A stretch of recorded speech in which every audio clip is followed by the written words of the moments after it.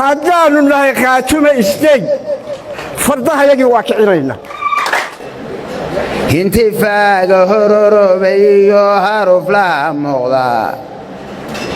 hiliblaha hal door laasta ee hore marnoo diiday maatada halbowluhu goyiyo hunuga duulaya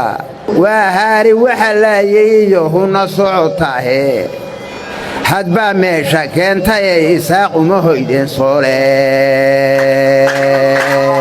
nuqaasha culimada aqoon-yahanka dhallinyarada iyo ururada haweenka beesha reer barre ayaa si buuxda u taageeray dhammaan qodobadii ay soo saareen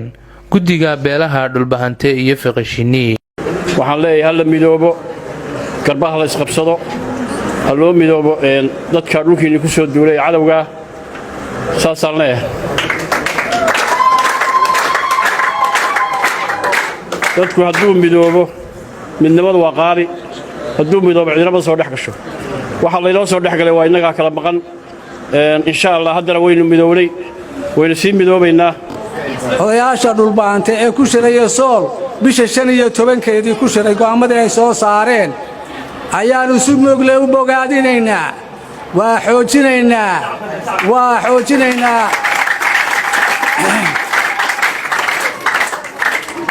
go'aankaas baannu xoog iyo xoolo wixii awooddayada diyaar baan u nahay keenina caawa wuxuu daaran yahay oo uu xidhiidh la leeyahay taageerada iyo hiilka aynu ku darsanayno kulamadii naga horreeyey ay soo jeedinayeen beelaha dhulbahante gaar ahaan waxaynu ku taageeraynaa kulankeennan go'aamadii ay soo saareen guddidii 33 ahaa ee 12 qodob ahaa ee ay kaga hadleen masiirka beesha khaatumo sidaa darteed waxaynu u taageeraynaa si mug iyo miisaanle ayaynu u soo dhowaynaynaa oo aynu u taageeraynaa waannu taageersannahay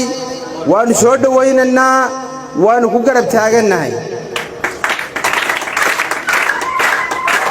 taa haddaan ka gudbo waxaan kelmad ku darsanayaa beesha somalilan ama SLM